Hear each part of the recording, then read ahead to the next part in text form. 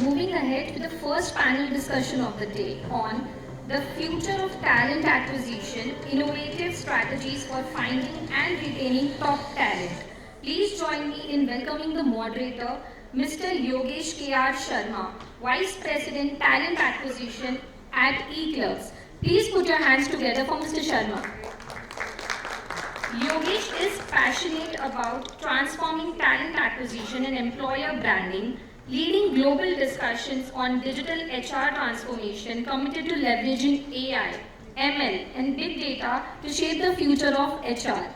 With this, I would like to further introduce our panelists, Ms. Prerna Raghunath, Head of Operations, WiZR, Ms. Parul Sharma, Global Talent Acquisition Leader, Viasat Inc., Ms. Shobha Swarup, Vice President Human Resource Emerging Markets at Diversey, Mr. Deepak Pathak, VP HR Admin and CRM at Nyati Group. Please put your hands together for the moderator and all our panelists. So once again, please put your hands together for the moderator and all our panelists. Over to you, Mr. Uh, so we have panel here. I hope you have introduced the panel. Is it done? Oh, I'm so sorry. Thank you. We are a little late. We're just outside. So thank you everyone for joining in. So look, our topic today is innovative strategies for finding and retaining talent. And we have quite a diverse group here, right? I'm sorry, I think I have not got your name. Sure. My name is Deepak. Okay, hi Deepak. The last one. Okay. Back with Thank you. Hi Deepak, Shobha, hi Prerna, and hello Parul. We really have a diverse group because we have someone who comes from purely technology background. We have Prerna here, right? Then we have Parul, who is from talent attraction and sourcing background. Then we have Shobha, who is gonna really, I think she has already spoken, so we know that she has a background which will really want to help us in talent acquisition strategies. And then we have Deepak, okay, coming from pure human resource, right? So I think this is our diverse background, and I come from a pure talent acquisition background. So I'm a hardcore recruiter, so you will hear me as a very named recruitment individual, right? So forgive me for some very vanilla advices or questions. Those are very, very fundamental, but please bear with me. Okay, so I'll go with the topic. I'll try to stick to the topic we have, and most importantly, since we have such a diverse group, because most of the time, most of the TA people come and speak about it, right? So I will be happy to, take it to a level where all of us can get some output in terms of how TA can be perceived, how the right output can be achieved as a group of such diverse group, right?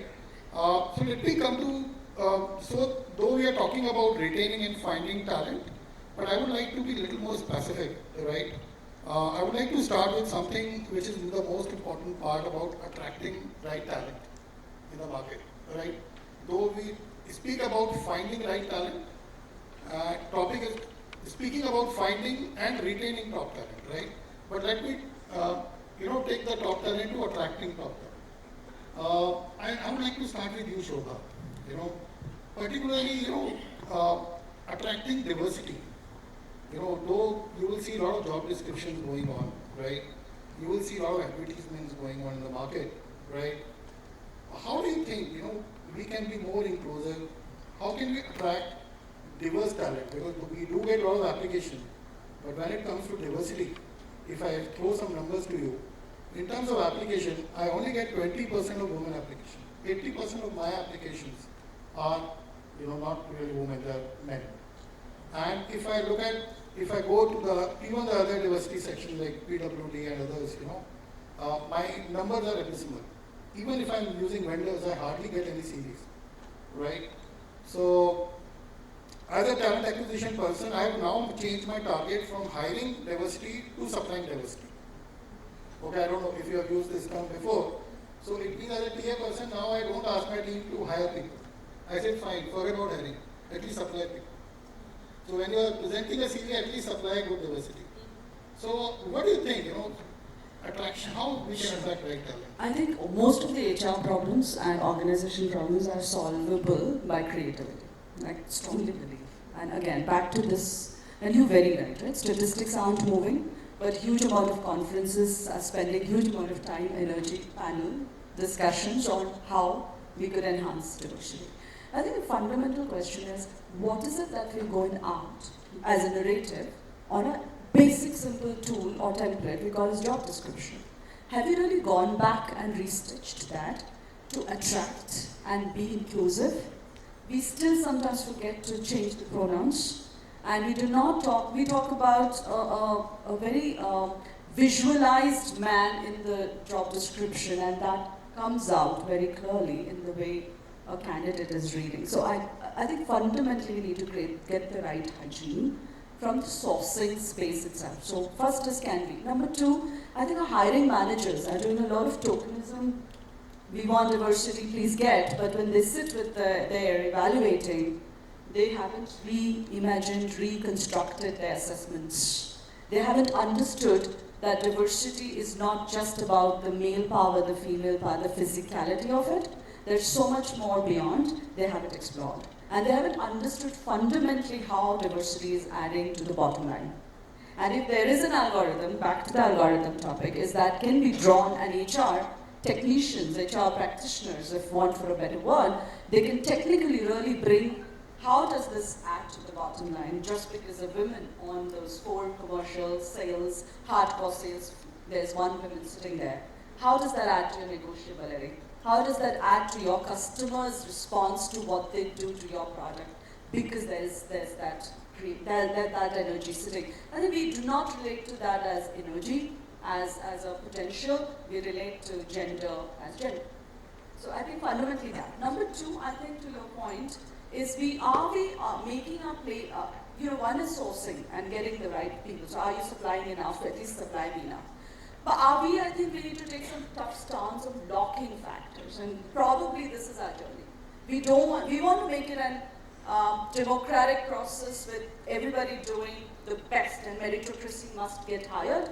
But I think the journey really begins in fundamentally locking some spaces, if you will. And what I mean is that, for example, in our organization, we've mandated that there has to be, in the first to second to third slating, we have 3 rounds typically for every role, even frontlines. We're very particular about how we, intense is the process, by the way. But we say for all the 3 slating, there has to be a woman. We don't go to the next slate unless there's a woman sitting. And this is mandated across all I lead the emerging markets, so I have a South Africa there, I have a UAE there, difficult. I have a Kingdom of Saudi Arabia, very difficult. But we don't move. And what you need? You need sponsorship from your senior leaders. So it's both top down and bottom up. We as HR got to do our job of getting the narratives correct, job descriptions researched, and sit through those panels and say what are these hiring managers not liking or liking, and probe deeper to ensure that there is a fair, and I still say the finale must be meritocracy. But get to that space at least, yeah. Equal opportunity Yeah, is important. and the way we advertise, don't ask for that. Just ask for what capability you need. Don't make the hardship look more dramatic than it is. Like we are an industrial company, for we would have an off-site location in an industrial area, deep down in the village of India, and we can make it look like the biggest headwind for a woman to be able to work. We need to create success stories and create an ecosystem where we are slightly more skewed to extra care. That needs effort, right? Doesn't happen automatically. Needs investment. But if that sponsorship is there, I think we can move there. Hey Shobha, I think that's great. I think great input for us. Parul, I will go to you now. Though Shobha has spoken what we can do in terms of our communication style, in terms of how we can approach to the talent acquisition process. What do you think, how technology, since you have been sourcing and doing it globally, right? How do you think, how is it happening across the globe, and how we can do it differently in India, and how technology can also help us do it better? So I would, start with completely agreeing with what Shobha has added.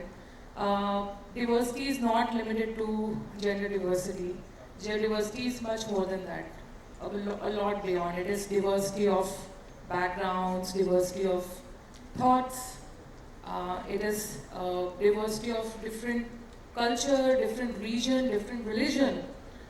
There's a lot which is beyond, as I said, gender diversity. And then again, agreeing to Shobha that it has to start with what you are talking in market, how you are branding your jobs, how you are posting your job descriptions. And in a lot of companies, sometimes we talk a lot about diversity, but when it comes to posting job descriptions, a chairman role is posted as a chairman and not chairperson. And then, when we go back and see that why none of the female has applied, we realize that we have posted the job as chairman and not chairperson. So, how we are posting the jobs, how we are using the job titles, how we are checking that we have inclusive job descriptions. Are we utilizing technology like Yogesh asked?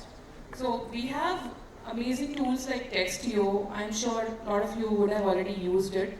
So we have tools where we can paste a job description, see the scores and see whether it is capable enough to attract equal, and provide equal opportunity to everyone, whether it is capable enough to to have neutral language which equally attracts female candidates, male candidates, equally attract especially able people or anyone who is actually the right fit for the job. And when we say right fit, then diversity doesn't matter because hiring managers are more concerned about hiring the right person. So ethically and doing the right things, we cannot force diversity on certain positions, but we can always make sure that we are giving equal opportunity to all the candidates who would like to apply for the job. Another thing which you asked, Yogesh, about the platforms. So in global platform, we have one tool which is CircaWorks by This Way Global. So CircaWorks ensure that it posts all your jobs on the right associations. So when we say associations, it has associations of Black, Association of American African, Association of Women, women with a gap, or association with people who want to get back to a different career, who are there on sabbatical or different maternity or paternity breaks. So this kind of tools, and there are a lot of other tools, like there are LinkedIn groups. So, we have LinkedIn Recruiter, which provides us access to access those LinkedIn groups where we can, again, search those groups and source profile. So, all we need to do is that we need to ensure that our jobs are going on the right platform. We are not leaving a single stone unturned. We are not hiding our jobs from specific community or from specific forums. We are present everywhere. So, if we ensure that we have created enough visibility to all the people who are eligible to apply for the job, I think we are doing our jobs right. I think that's very interesting because again, as a recruiter here, one of the biggest problem I have is where to find people, right? It's good. You are asking me to get a VP, somebody for a VP position, and has to be a woman, okay, or has to come from a diverse group. But where to find them? It's very difficult to find them because they are nowhere, right? Then we all know it, like particularly in leadership, I have seen we are able to supply around 25 to 26% of the CV, right, for interviews. And it was 16%. I remember in my organization around 2 years back, we moved to 26%. Still, selection ratio is less than 15%. Still, the supply is very low compared to what we do. So I think for a recruiter, Parul, it's very important to know these platforms globally. Even in India also, I think we really need to have such platforms. I'm sure we have so many people from different organizations. I hope we'll get something in the next few years. And I'm sure there must be something even which we don't know. We do have LinkedIn. But let me move to the next important thing here, and I will go to Deepak. Deepak, since you manage HR, admin, and CRM, from your point of view, since as a recruiter, I have a very narrow view looking at talent, right? Because look, I've been told what to hire, and once I know what to hire, I'll figure out where are they available and I will hire them. But for you, if I say what are the 3 important challenges, what you see before the recruitment team to hire right talent for your organization or for any organization, what do you think would that be? I think so. The one most critical part is for people to understand business as recruiters. So before we go ahead and hire somebody, we need to know our business very well. What are the challenges my team is facing on ground? So one of the key things that we as HR and my team I always promote is sit with the guys. If possible, go to the site, and just for your information, I come from real estate and EPC, where it's extreme environments. So for women staff, at times we don't have facilities on the ground. We are in the isolated locations somewhere in the desert like Rajasthan, 200 kilometers outskirts, building a road. So it's extreme situations for women for us. But yes, we are committed. At the same time, what my team does or what we expect is for them to understand what the business needs and what is the environment required. So very well said, jo dikhta hai wo bikhta hai. So what we showcase outside, what we have for our people, when we are recruiting people, promoting them to understand what are the hot buttons, what people who want to join our organization, we need to understand what are their needs. So understanding these parts really help us hire people at the right time. Building a huge pipeline for us is another critical part, because for us, it's, like IT, we have a project, we also have projects. But for us, taking on board people across India, we are extremely workforce-driven organization. So labor is one thing which we are driven by. So planning that. So sitting, the most critical part is sitting with the HODs and understand what is their need, what do they need, what does the business require, and how soon we can just take people on board, building our pipelines. Projects come like we need to start tomorrow. So we need to have people, we need to have the pipelines.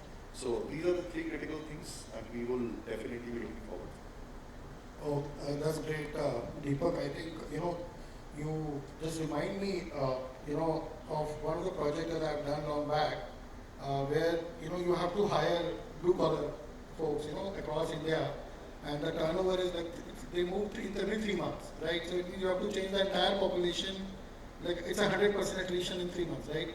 I think yearly, if you check the attrition, it goes beyond 400, 500%, right? Yeah, I totally agree with you. And retaining that talent. Yeah. See, we don't have frills. We don't have work from home options.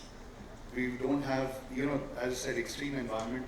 You can imagine, there's no fancy stuff. It's hardcore work. In our previous organization, we ran a project, real estate project, only women-driven project. So only women, they ran the project till the closure.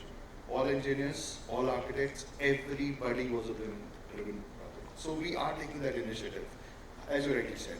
Extreme environments, attrition is 400%. Yeah, and I remember, what we did actually to hire those people, we used technology very effectively. Like those were the days when Paytm was started, right? And QR code was a new thing.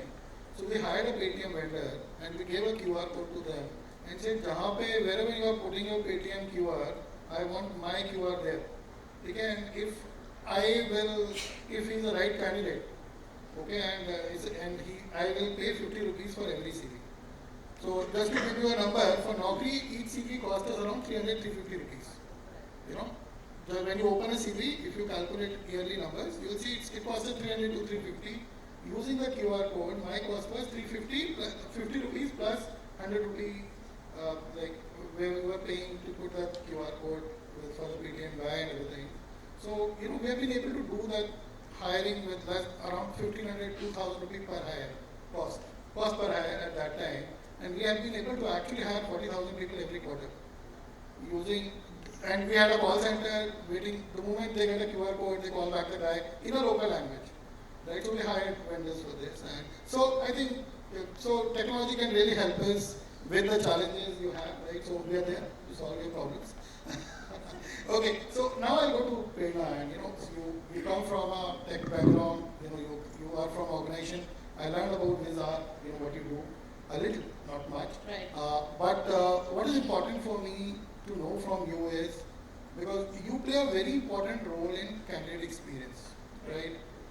Your organization play, and when I say candidate experience, it includes candidate experience outside the company and inside the company as well, right? And that's one of the biggest challenge we have in a talent acquisition, right? Because we deal with scale. We don't deal with 10 people coming outside and we are meeting them. No. Even if I'm a 10,000 people company, I might be interviewing around 40,000 people every year. Now, when you're working in such a manner, typically in a digital age, where even one of those 40,000 guys will go to social media and say, somebody interviewed me and I waited for 2 hours and nobody just took care of me. I was not engaged. Is this the way you should treat me and everything? We get this mail almost once in a week, and it goes up to the highest level, right? So I would like to understand from you, how do you think you as a platform and also any technology, how it can really help us improve candidate experience and also give us the desired output in terms of the entire talent acquisition process? Sure. I think first I'd just like to build upon one or two of the points that a couple of them picked up. You very rightly said, "Jo dikhta hai, wo bikta hai," right? And let's be honest, when we talk about diversity, when we talk about hiring equal women and men and probably someone from a Mumbai or someone from an Ahmedabad or a Surat, we're talking about diversity in terms of people or things and not in terms of the skills they bring to the table, right? Women and men, do they want equal opportunity? Yes, cerebral, not physically, right? And keeping that in mind, of course, you may not have the same quantum of people working probably for your domain, but probably in a functional level, you will probably have the equal amount of men and women, probably more women sit at the leadership table today. We as an organization, when we are pitching for a job, if as an organization, like he rightly said, we don't know our business well, we don't know what we are selling, and we don't know what we want at the table, I'll probably get 40,000 CVs. Do I really want 40,000 CVs? Maybe I don't. I probably want 400 CVs, I want 400 good CVs who's going to come to the table and who are going to serve the skill that I really require. So I think I take a step back from how experience could be handled post facto, but pre facto as an organization, what is it that I want as an output from this particular role? Defining that and streamlining the 40,000 to 4,000 is going to be my step one. And while I'm able to do that, and then the 40,000 comes to the table, I think everything else is just process oriented. And when I say process oriented, I'm also talking about using technology. And when I'm using technology, I'm talking about what are the skills you're bringing to the table. So let me give you an example. I probably want to hire, I'll take an example of WiZR. WiZR started 2 years ago, right? We were 20 people who started WiZR with a vision of probably delivering a product in the B2C market. We launched in 6 months. We hired people from different industries. You have young talent, someone who's looking for probably a hybrid or a work from home model. Someone who's looking for working out of office, someone who wants a work-life balance, someone who just wants the sheer thrill to work with a CXO or a CEO, right? And we opened up those kind of opportunities at the time of interviewing people, stating that, okay, this is what I'm bringing at the table. You want to come down, you want to interview yourself, and so on and so forth. And I think in 6 months, with this kind of diverse people that we hired, we were able to launch the product and take it to market in 6 months. In the next 6 months, we decided let's go B2B, and we did that, and we hired different kind of people. Now, along the journey, of course, you have multiple people who say this is not for me, right? But I think the experience is where you set the expectation at the initial stage. So experience is going to be handled with what is the output of the role that you're defining or determining at the start of the journey. And sticking to that transparently through, I think that's all that's going to cater to experience, and nothing more than that. Okay, that's interesting, Prerna. Maybe I would like to add one example, like what we are doing currently. Like I'm in the current role of from almost 3 years. So there are certain things we did here at eClerx. What we did actually we introduced one-touch hiring. So when we say one-touch hiring, so look, I come from a social media talent attraction background. Like I did something in 17, 18 on this area. So what I did exactly is we thought like we hire almost 60% fresh talent. And it's very difficult to figure out who's right, who's wrong, you know. It's just a fresh graduates, fresh MBA graduates. So we launched this one-touch talent portal for them, where what we do is that we advertise our job requirements everywhere. So this is including social media, including job portals, and then other places as well, including Instagram, right? And then we started getting these job applications, and these job application quickly moves to the next level, aptitude test, right? So they go to an aptitude test, and they've been asked, you do this aptitude test for 45 minutes, and we'll take you to the next level of interview. Okay, no intervention here. They go to the next level, and the next level is a training. So they go through with a specific training module of the area where they want to apply. So let's say they want to apply for data analytics, so there is a data analytics training. So they want to apply for investment banking, there is an investment banking module, or then there are other modules. They move to the next level. Once they complete the training, they go with a domain-specific assessment, a short 30-minute assessment. Once this assessment is done, right, then they come to the HR screening module, which is also automated. So it means they have to record, they have to do something, and that is done. So just to give you an example, overall 14,000 people in the last 1.5 years have gone through with this process. We have not even called anybody. So it's like 40,000 people applied, they've gone through with this process, and we received the application, filtered application, right? And this really helped us bringing down our cost on candidate engagement. Because previously, if somebody was a walk-in, I have to, get at least 3 or 4 people from my team to get involved, right, on day-to-day basis, and then do the thing, and then they also have to go through with this process. So I think what you said, Prerna, really makes sense. Technology really should make a lot of difference if it gets integrated with everything. Like we integrated this with our HRMS as well. So it means if a candidate comes, it goes to the last level, right, on the system itself, and gets hired. And so Parul, then I would like to bring you in here. Can I You want to say something? just want Yeah. I had a question to you. I'm supposed to ask, right? For moderator, I can ask. My question is that one touch versus multiple touch is also dependent. So one is we got a tick mark because our numbers are ticked. We've hired. Our recruiter, so you've done your bit. But I'm just saying success ratio of the 14,000 in terms of how much they got to do what they were supposed to do. So basically what percentage was performers, how long did they stick around, etc. Those typical scorecards. Do you believe that in hindsight, and this is a great proposition by the way for all of the tomorrow's hirings, if this becomes wonderfully, you work one time on putting that whole effort, on creating that value chain, but one touch close. And that's beautiful. But that's what I'm saying, the sustainability of it, or the efficacy of how this works is dependent on what happened to those 40,000 in the organization. Did they converge into being this so-called productive? How much? I'm not everybody will be. But is that ratio healthy? So that if it is, then this is a very overarching proposition for many of us to have. Right. So once somebody comes into the organization, I think it's a different proposition altogether, right? You deal with it very differently. I'm sure Deepak can also come in here. Yeah.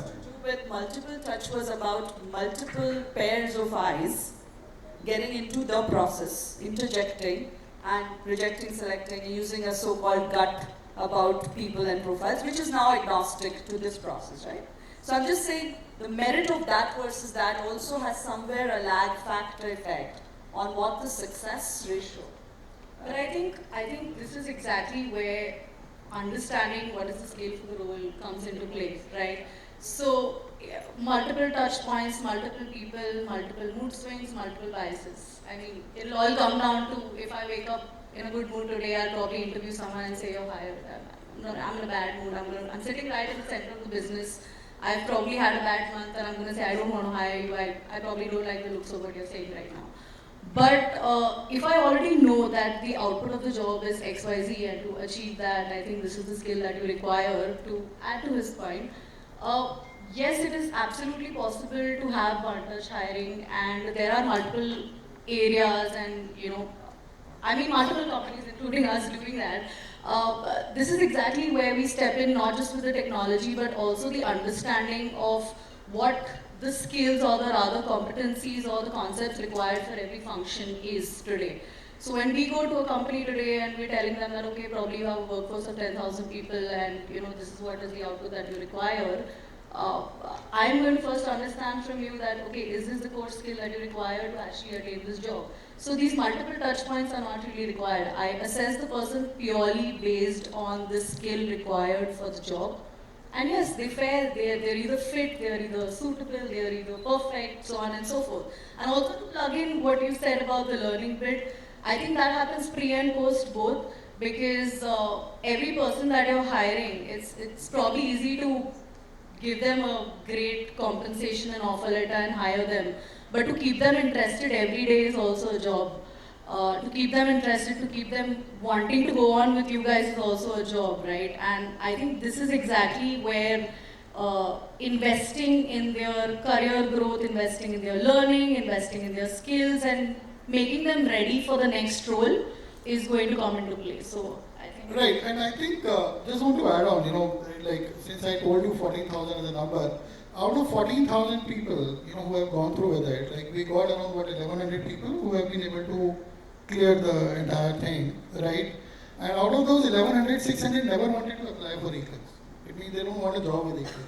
They just did it for learning. So that brings in, a branding effect, like because they have gone through the eClerx process and they will remember it for life, right? Even if they go somewhere else. But I will just quickly bring in Parul here. Parul, particularly in the sourcing part, when you deal with scale, and would you like to tell us how this whole thing, platforms, like I think High Ritual I've used in US, right? I've also used Seek Out.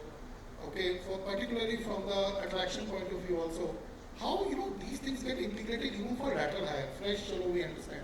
But when we go to the lateral hire piece, how it really works for us? Can we really do these things, what we do for maybe freshers? Can we do this at lateral level also? What is your view? So you mentioned about High Ritual, and I was about to come to those tools as well. So we have a lot of tools which provide us access to passive candidates who are not available readily on regular platforms like Naukri.com, Indeed, LinkedIn, but they have created their profile somewhere in their favorite development or design channel. Like we have a lot of platforms like GitHub for developers, Stack Overflow for developers, Behance and Dribble for visual designers, graphic designers. We have a tool which is Kaggle for data scientists. We have tool Cora for doctors. So as from sourcing point of view, first of all, it's important to understand where are our candidates sitting and where are they most likely to be active on. So if we will rely only on regular platforms, it would be very difficult for us to hire the best talent. Because we will end up hiring someone who keeps switching job every 2 years and 3 years. Because they are actively looking out, so they are aspiring salary more than the work culture or the projects they are supposed to work on. So the tools like I said, Hirezi, which you mentioned, Seek Out, and then I mentioned a lot of other tools. They gave us access to those kind of tools. Now, when you asked me about the integration, so nowadays we have applicant tracking systems, ATS and CRM, candidate relationship management tools, which are integrated with these tools. So like in our company, we are using Hirezi, which was previously known as High Ritual. So Hirezi is integrated with our ATS, which is iSIMS. So what it does is that whenever we post a job, and when our sourcers or recruiters go to Hirezi platform, they don't have to look for Viasat jobs again on iSIMS. They can be on Hirezi platform and they can pull our jobs. So as they pull our jobs, automatically the sourcing engine of Hirezi that pulls out the best talent available, which is matching to that job description. And as we get those talent, we have a manual filter where we can play around with doing some tweaks in the sourcing, in the keywords, in the location. And then as we get the results, we can actually use all the AI integrated communication ways to actually start reaching out to candidates. And when we reach out to candidates, we have an option to automatically set a frequency to do candidate engagement. Let's say we have reached out to 50 candidates for requirement, and we believe that this is a niche skill and candidates may not revert within first attempt. So we can set a frequency to reach out to those candidates in every, initially in every 3 weeks, then fourth week, and then frequently for the 5 consecutive weeks. So this actually help us save a lot of time, and this help us actually make this entire system automated, and this help us creating reach to all the candidates available on all the different platforms, like I said, GitHub, Stack Overflow, Behance, and everyone. That's really interesting. So what do you want to say, like maybe we can engage talent using various tools even at a lateral level also? Lateral, and I'm talking about lateral level since you asked, because now I'm not talking about fresher hiring. This is a skill-based search. So when we do skill-based search, we are not talking about university hiring. Can I give a quick direction, because we have just very little time left. So for the, it's not only about hiring outside, it's also about hiring inside the company, right? Because a lot of people inside the organization also are looking for different roles, right? We hire inside or we hire our alumni, right? What do you think that, do you think that, because I think, one of the challenge I heard from somewhere is, even inside the company, let's say I'm a good potential candidate for some other business, but how would they know that I'm a right individual, right? They will never come to know unless they see my CV. And where would they want to see my CV? They will not go to the portal and see my CV. They will see other CV, right? External candidate. So internally, let's say if you want to hire within the company, let's say companies are also big nowadays. How will you do this? So this is the question I have with Parul. Maybe I'll come to Deepak. Quick thing that within our company we are using Workday, and we don't just just give the facility for them to upload their CV. I'm talking about internal candidates, but we actually encourage them periodically, asking everyone to keep applying for internal positions. And when we do this, they actually every quarter or every 6 months they are supposed to update their CVs, and we do it holistically to ensure that we give equal opportunity to the internal candidates. So I think that we have tools, we just need to encourage, because most of the companies does is that they reach out externally, but they don't actually look for candidates within the company. So that's So how. you ask them to update their CVs either on Every quarter or Workday, every 6 months. or maybe on LinkedIn also? LinkedIn and Workday. Workday as well, yeah. Yeah. Okay, so Deepak, I'll come to you. I would like to understand a little on how to retain top talent. Because getting them the right opportunities, providing them right benefits so that others people can't attract them outside. What do you think? What are the best strategies that we can have in our organization? See, one of the best things, what normally we do at the top is make them redundant. Make them redundant. They can't be hired outside when their salaries are up. Bring your mic. Is it better? Okay. So what I'm saying is, bad but true, we make them redundant. We make the packages so high that they can't be hired by any of our competitors. Very difficult for a Pune market to hire my guy. One way. Second way, we have a lot of benefits in terms of educational upgrades for them. We offer them education in terms of different colleges. Talk about ISB, talk about IMs. So a lot of add-ons in their profiles. Looking at their interest, we offer these courses, and yes, it helps the organization in return. So that's another way. Plus, the fringe benefits what we have for our employees on the top. There is a pyramid on the top. We all know it. Very, very, very few opportunities, and most critical way of hiring is referrals, because we need people whom we can trust at that level. Juniors, fine. At the top, we need at least, I'm not very familiar with the IT sector, but with real estate and EPCs, we need people who are trustworthy, because there's a lot that floats on the top. So we need people whom we can trust. So majorly we go for referrals. Other than that, upgrades of our staff, we give them opportunities to circulate within. So someone from planning has an opportunity to get into IT. We can see, again, the basics of HR. What I have learned through my career is attitude, skill, and the will. If someone has the skill, if someone doesn't have the skill, we can develop. That's the door, or you be where you are. So That's cool, Deepak. Yeah, so maybe since we have only 1 minute left, let's take a few questions. Maybe we can answer. please. So hi everyone, we can take few questions if you have mics and take it to them. And please ask your questions. You can give us your name and you can take a panel member name and ask a question, like pointed. That's better. But feel free to answer anyone who thinks they want to comment. Yeah. Okay, so thank you panel. I think it's really very nice listening from every one of you.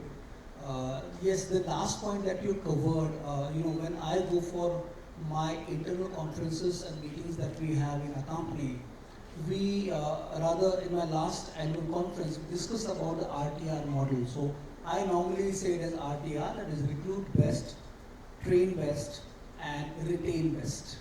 So I want to understand everyone's point of view on this retention part. We just heard from you, right? But if everyone can just tell a little bit about it, that how we can retain, because it's a crucial part. HRs are recruiting like left, right, and center.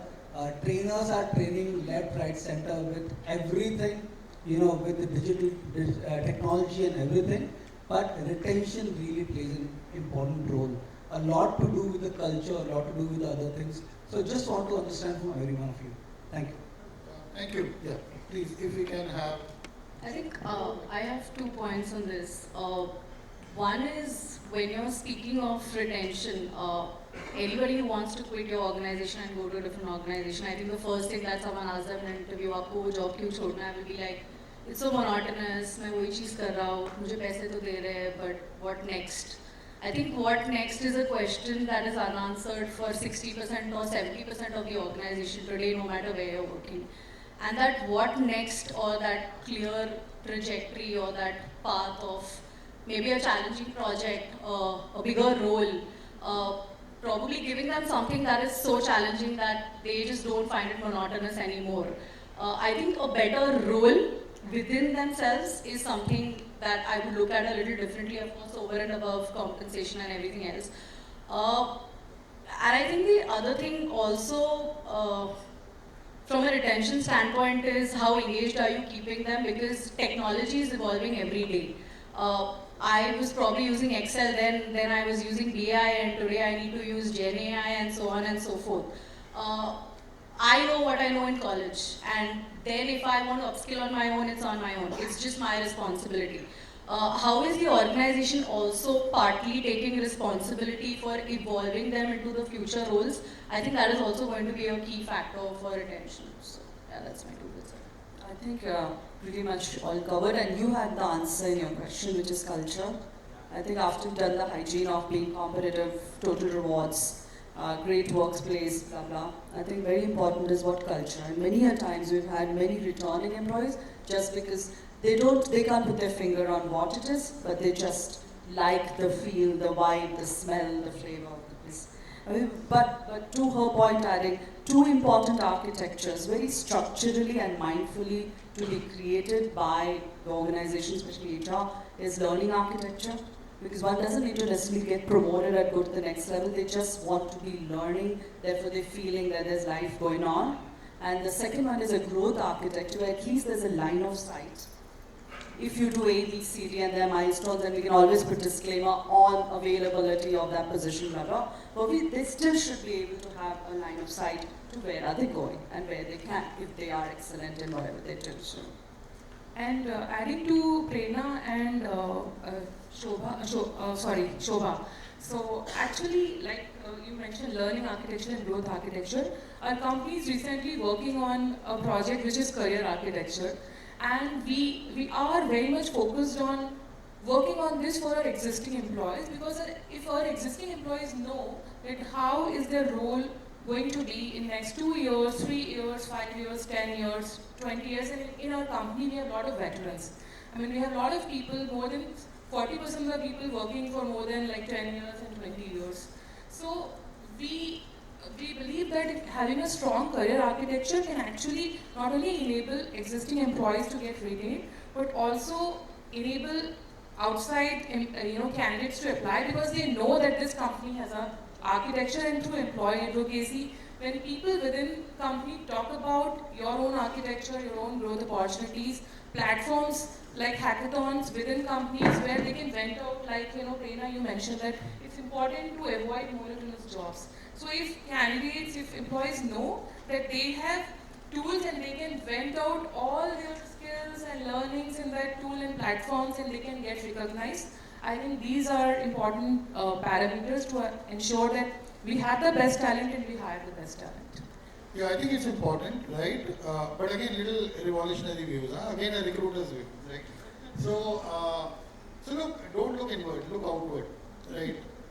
For 30 years back, even a Muni will come and work with you for 40 years, maybe 10,000 per month salary or even lesser, right? So it's not just about what you do inside, it's about what is happening outside in the market.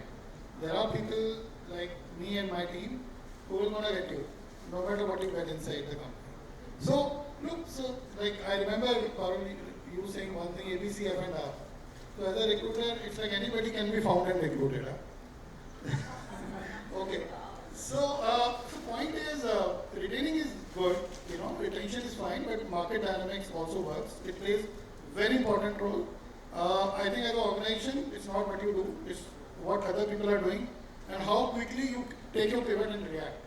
So when I work with my managers, my leadership, when I work with the top of the leadership in my organization, in this and the other, we quickly take pivots.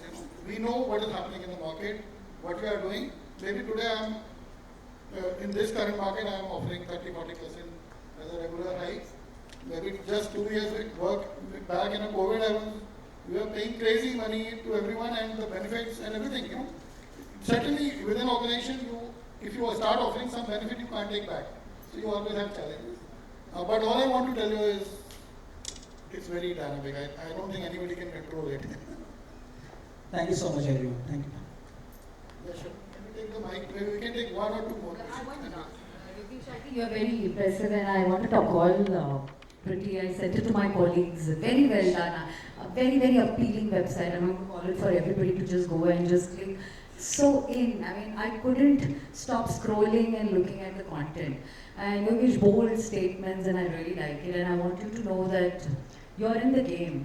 One thing I wanted to share with the larger group, with what Parul spoke about, was quickly careers is something that is coming up. I don't know if any one of you have read about it while the new gen is talking, and the one only thing that is changing, that we are trying to change, in 55,000 baby boomers, including Allstate is LIC of America, in short. So imagine if you say LIC of America, the federal government money is keep flowing in, and we have a lot of baby boomers, we have the Gen Zs and Alphas also being hired.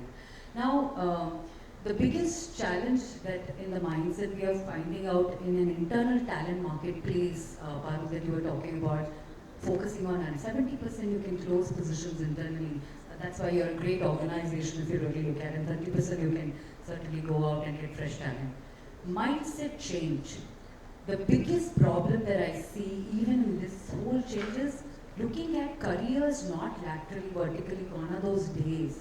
Even lateral roles, people like us who are leading HRs, are we ready to have a squiggly career?